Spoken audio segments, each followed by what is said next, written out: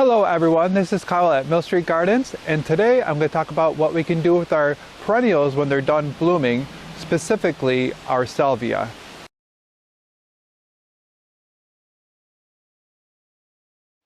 Alright, here's our salvia over here. As you can see, it's bloomed all the way up to the top, and there's just a few flowers left on the top, which the pollinators are actually still working on. But I think it's time to give these guys a little trim back before they can start blooming again. Some of the plants, when you chop back the flower stalks, they'll give you another flush of flowers in 6 to 8 weeks, but other plants don't do it.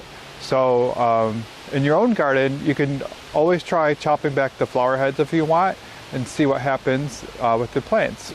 Alright, so this plant is the Color Spires Crystal Blue by Proven Winners, and this is a salvia, which is a nice plant that blooms mid-spring. And like I said before, if you chop off the bloom spikes, it will bloom for you again. So each one of these bloom spikes come up from like a mound of foliage at the bottom. So I just follow the spikes back to the bottom of the and chop them off. And you can wait until it's fully done. In fact, you don't need to chop off the bloom stalks at all. You can, if it's a variety that goes to seed, you can let it go to seed. But when it's done, you're left with something that looks like this. And the reason why I'm cutting them now is so they can start growing again. Alright, here's a closer up example.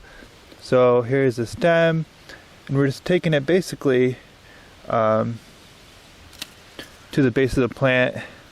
Make sure that you don't chop off the foliage at the bottom of the plant. Sometimes you can see where some new blooms are starting to form, like right there. So you can leave that on and you might have a little mini bloom sooner than later.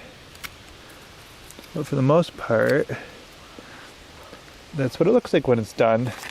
So these plants aren't established as the ones in your landscape. So the ones in the landscape don't look this dramatic. There's usually some more foliage on the ground after you chop them. Here's another variety of salvia. This one's called May Night Salvia, and it's just kind of the same thing. Chop these back, and whoops, you're left with just the base of foliage. And I'm going to take the opportunity to clean some of these leaves out. Compost. Alright, so some other perennials this might apply to is something like this cat's meow Nepeta or cat mint over here. Oops.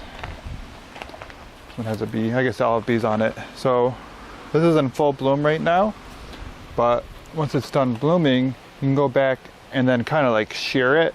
I usually just shear it right below the flower line, and then it makes like an attractive ball of foliage again, and then it'll bloom again for you. Lavender, same thing. Once these bloom spikes are done, I give them a cut off the bloom spikes, it'll bloom for you again. Shasta daisies, kind of the same thing. I just keep them deadheaded and they'll bloom for you again. Oh, and then there's some perennials like this Gallardia right here that does a really good job just blooming the whole season as long as you keep it deadheaded. So see how this one is spent? I just go and cut back the stem as far as back as I can take it, like this. Hopefully that was a good example. I was doing this the other day, so I don't have a lot of them to show you. Boom. Let's see. Those guys look good. Well, here's one right here. Taking it back as far as I can, and boom. Deadheaded, and that perennial will keep on blooming non-stop for you. Found another one. These perennial bachelor buttons, if you chop them back after they're done blooming, they'll give you some more flowers. Oh, so I found some shrubs that rebloom. So here we have over here our beautiful spireas, and they're just coming into bloom. And this one's called Little Princess specifically.